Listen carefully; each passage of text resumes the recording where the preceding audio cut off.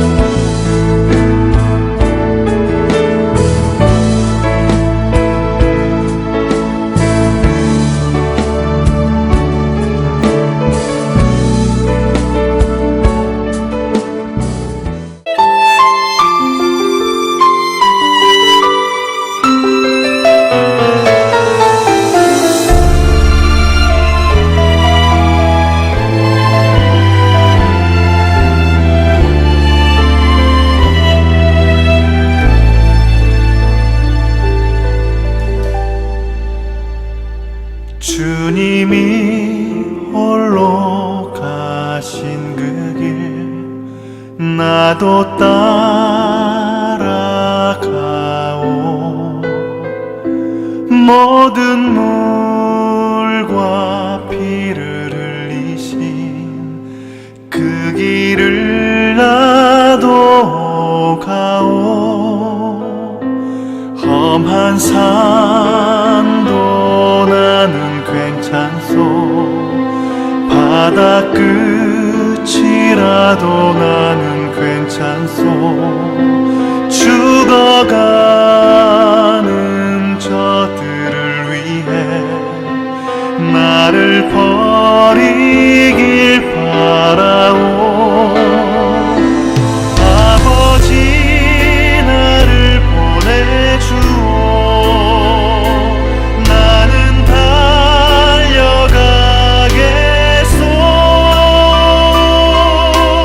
목숨도 아끼지 않겠소. 나를 보내주오.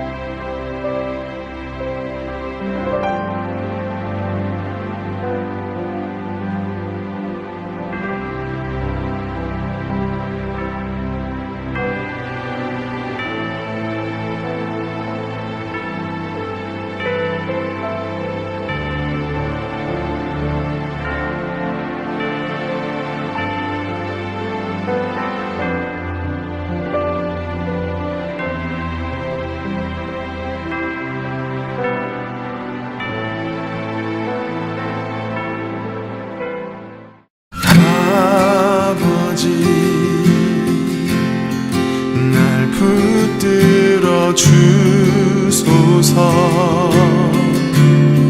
주 품 안에 쉬게 하소서.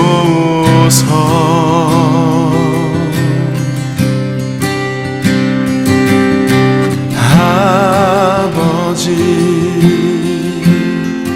나 깨닫게 하소서. 주 언제나 나를 돌보심을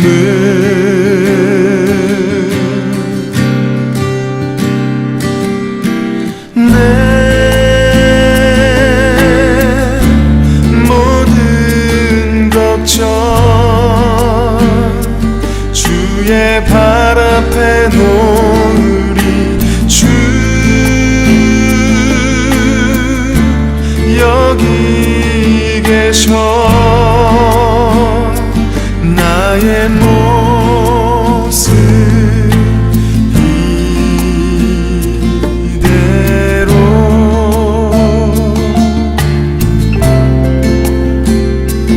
나를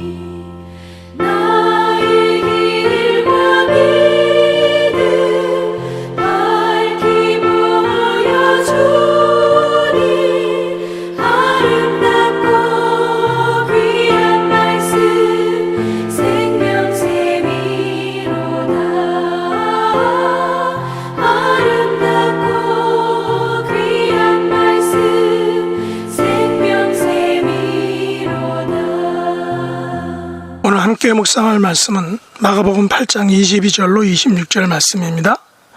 22절 벳세다의 이름의 사람들이 맹인한 사람을 데리고 예수께 나와 손 대시기를 구하거늘 예수께서 맹인의 손을 붙잡으시고 마을 밖으로 데리고 나가사 눈에 침을 뱉으시며 그에게 안수하시고 무엇이 보이느냐 물으시니 쳐다보며 이르되 사람들이 보이나이다. 나무 같은 것들이 걸어가는 것을 보나이다 하거늘 이에 그 눈에 다시 안수하심에 그가 주목하여 보더니 나아서 모든 것을 밝히 보는지라.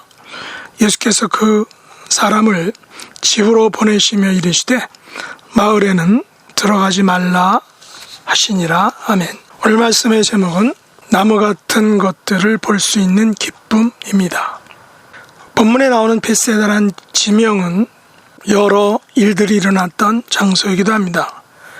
이곳에서 예수님은 빌립, 안드레를 부르셨습니다. 이곳은 예수님의 출신 지역이기도 합니다. 이곳에서 예수님께서는 5,000명을 먹이셨습니다. 벳세다에서 맹인한 사람을 고치신 이 사건은 예수님의 자상하신 터치가 많이 들어있는 그런 독특한 기적인 것입니다. 사람들에 의해서 데려옴을 당한 이 맹인은 특별하게 예수님께 손 대주시기를 구했습니다. 아마도 이 맹인은 평소 사람들의 터치, 사람들의 손길에 목말랐던 사람일 수 있습니다. 아니면 반대로 평소에 사람들과 터치에 익숙한 사람들로부터 터치를 통해 따뜻한 보살핌을 받았던 사람일 수 있습니다. 비록 맹인이지만 세상에 대한 사물에 대한 그리고 사람들에 대한 터치의 손길이 주는 행복을 잘 아는 사람일 수 있다는 것입니다. 사실 맹인인 사람들을 터치하는 것은 조심스러운 일일 것입니다. 왜냐하면 그들은 우리를 볼 수 없기 때문이죠. 동시에 맹인의 입장에서는 사람들의 터치의 손길을 통해서 보살핌을 받아야만 합니다. 먹는 것부터 입는 것 그리고 사회적인 모든 작은 것에부터 큰 것에 이르는 행동들에 대해서 옆에서 도와주는 사람이 없이는 할 수 없는 일들이 많이 있다는 것입니다. 저의 모교인 총신대학교의 현재 총장님은 맹인이신 이재서 박사님입니다. 그분은 개인적으로 제가 부목사로 있던 수원 창원대 교회에서 처음 알게 되었습니다.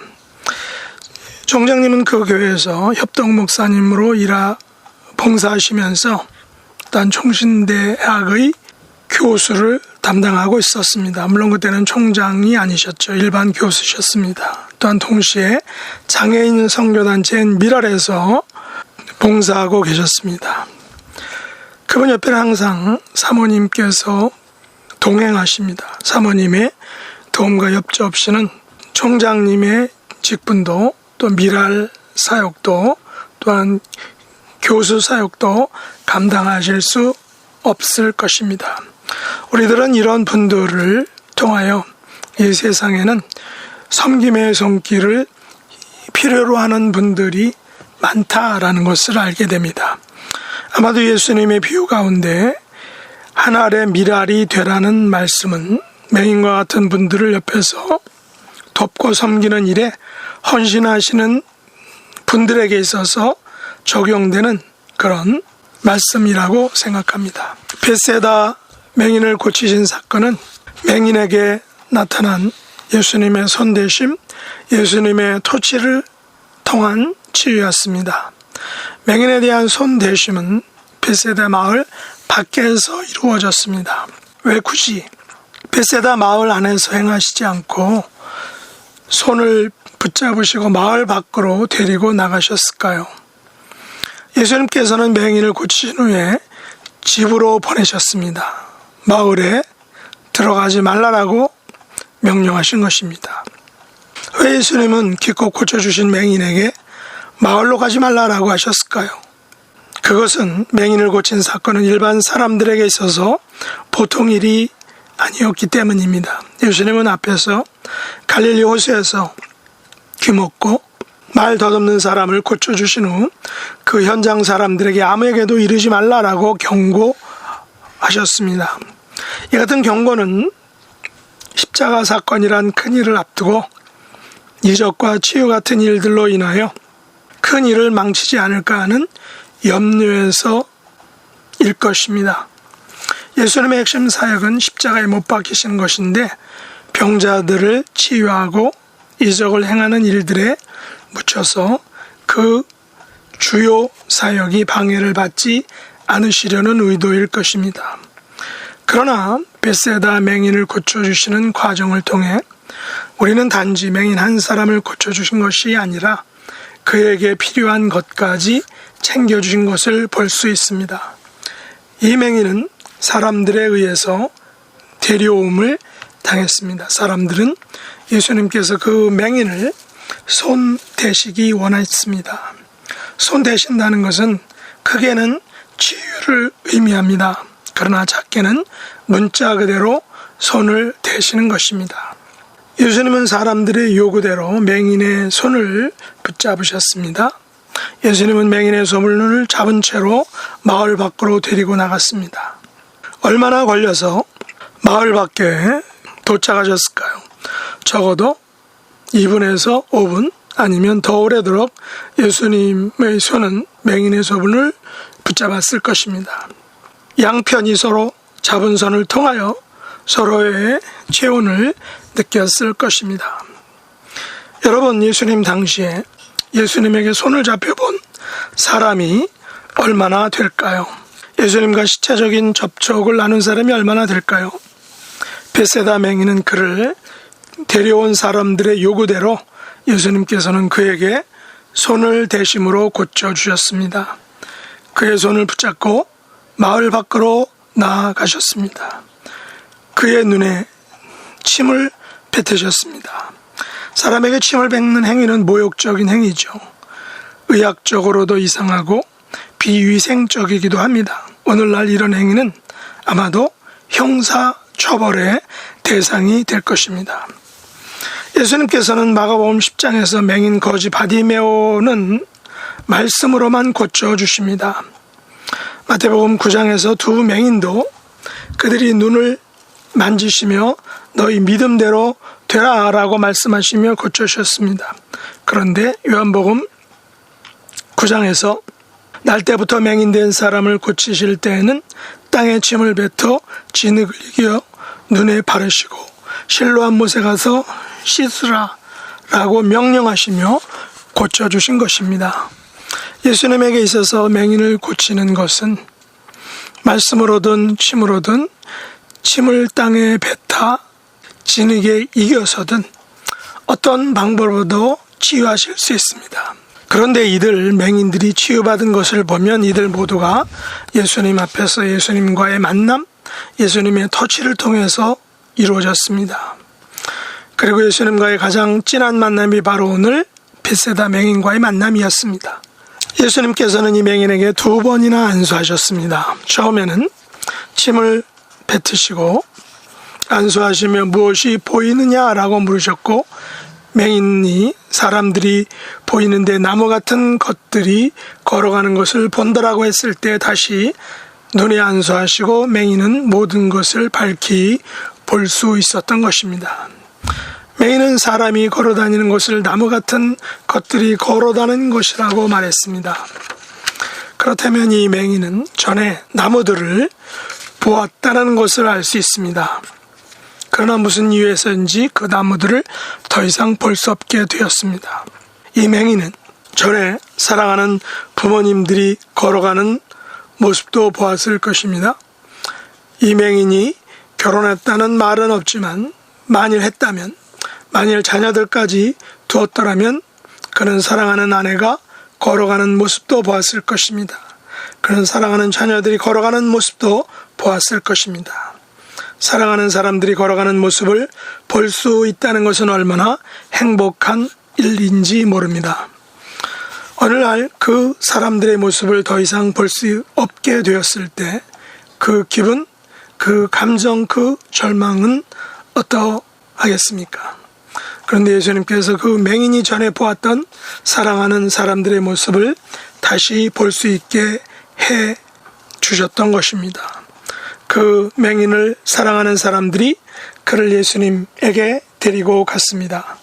그 맹인에게 손 대시기를 간절히 간구했습니다. 그 맹인은 맹인이 되기 전에 사랑하는 사람들에게 사랑의 손을 대어준 고마운 사람이었을 것입니다. 그래서 그가 맹인이 되었을 때 사람들은 그 고마운 사람의 손길을 되갚아 주었을 것입니다. 예수님에게는 맹인이 전에 베풀었던 그 고마운 사람의 손길을, 사랑의 손길을 받은 사람들의 그 손길을 통하여 되돌려 받게 했던 것입니다. 맹인이 전에 사랑하는 사람들에게 손대며 사랑을 베풀어 주었던 동일한 방법으로 맹인에게 손대시며 그 맹인이 사랑받는 존재가 되게 하신 것입니다. 그 맹인이 나무 같은 것들이 걸어다니는 것을 볼 때 다시 한번 안수하심으로 모든 것을 밝히 보게 해주셨습니다. 우리들은 이 땅에서 사랑하는 사람들이 나무같이 걸어가는 모습을 보게 된 것을 감사해야 할 것입니다. 우리들의 남은 삶도 맹인과 같이 사회적으로 도움이 필요한 사람들에게 도움이 되는 삶을 살아야 할 것입니다. 맹인에게 찾아주셔서 그에게 손대심으로 그에게 터치의 은혜를 맛보게 하시고 그가 맹인이 되기 전 행했던 사랑의 터치를 사람들로부터 그대로 되돌려 받게 하신 것을 우리는 감사해야 할 것입니다. 연약한 사람들에게 예수님의 터치의 손길을 알게 해주는 복된 삶의 주인공들이 될 수 있기를 예수님의 이름으로 축복합니다. 기도하겠습니다. 하나님 아버지, 지금까지 살아오면서 사람들로부터 사랑의 손됨, 사랑의 터치를 받게 하심을 감사합니다.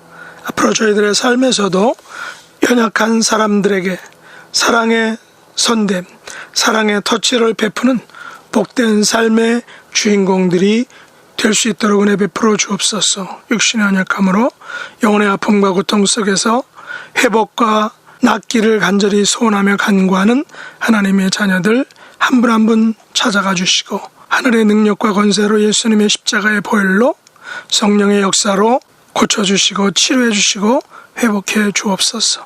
예수님의 이름으로 간절히 기도드립나이다. 아멘. 주가 일하시네, 주가 일하시네. 주께 아끼지 않는 자에게 주가 일하시네, 주가 일하시네. 신뢰하며 걷는 자에게, 신뢰하며 걷는 자에게.